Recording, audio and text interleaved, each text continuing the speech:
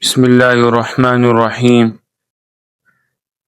قال الله تعالى في القرآن الحميد: أولئك الذين اشتروا الضلالة بالهدى فما ربحت تجارتهم وما كانوا مهتدين. مثلهم كمثل الذي استوقد نارا فلما أضاءت ما حوله ذهب الله بنورهم وتركهم في ظلمات لا يبصرون صم بكم عمي فهم لا يرجعون.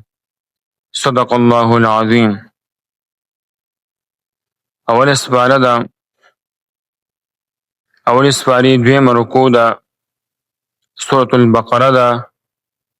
سورة البقره آیات نمبر 14 آیات نمبر ده. بسم الله الرحمن الرحیم. اولئک الذین اشتروا الضلالة، دا هم هغه خلق دي چا چې واخستله الضلالة گمراهی بالهدى د هدایت په مقابله کې. فما ربحت، پس ګټه ونه کله تجارتهم د دوی تجارت، وما کانو او نو دوی مهتدین نیغه لاره موندون کې. اشتروا الضلالة بالهدى، په دې ځای کې د اخیستلو خرڅولو حقیقي معنی مراد نه ده، بلکې مراد دا ده چې دوی د هدایت په مقابله کې گمراهی اختیار کړه او د دوی مخې ته د قرآن او د رسول الله صلی الله علیه و آله وسلم پیشکرده هدایت هم موجود او دوی په مقابله کې د نفاق عارضی منافع هم و، خو دوی هدایت په مقابله کې گمراهی اختیار کړه او دی تجارت کې دوی رأس المال خپل مال هم ضایع شو. مطلب دا دی چې دوی په فطرت کې د هدایت قبلولو چې کوم صلاحیت موجودو هغه هم ضایع شول نری. مثلهم، مثال د دوی کمثل الذی، پشان دا کس دی استوقد نارا چې بلی کل اور فلما اضاءت، چې کله روخانه کلو دغه اور ما حوله ماحول گیر چاپیر داغو ذهب الله، الله رب العالمین ختم کلو بنورهم داغی رڼا وترکهم او پری خسل هغی فی ظلمات په داسې تیارو کې لا یبصرون چې هیڅ نه ویني. اضاءت فلما اضاءت، نو چې کله روخانه کل دغه اور.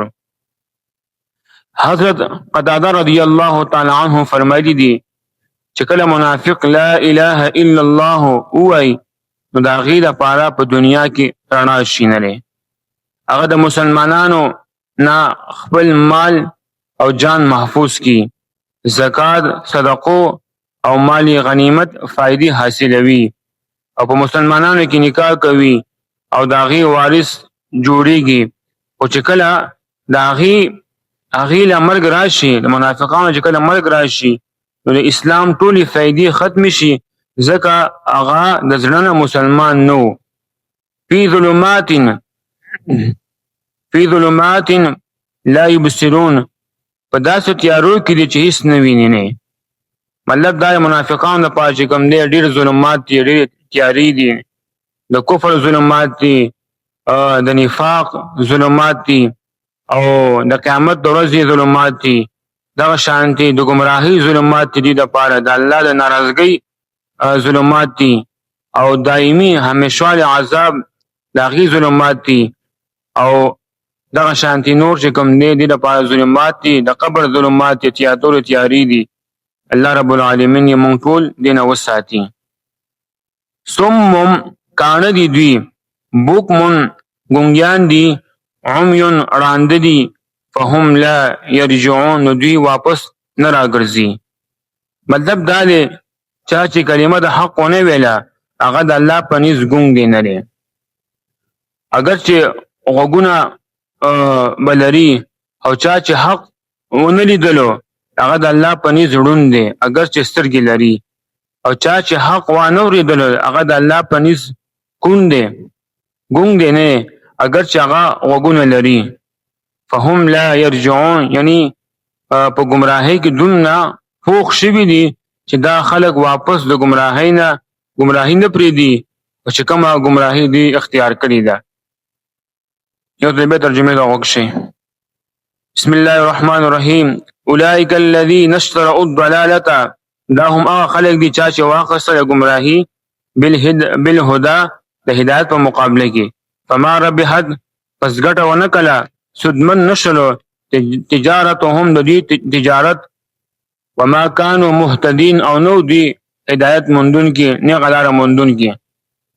مثلهم كمثل الذي استوقد نارا مثال د دوی په شان دغه کس دی چا چې بل کو اور فلما اضاءت نو کله چې روښانه کړل دغه اور ما حوله ګیر چاپیر دغه ذهب الله نو ختم کو الله رب العالمین بنورهم داغي رڼا وترکهم فی ظلمات لا یبصرون او پرې خوستل هغې په داسې تیارو کې چې هېڅ نه ویني.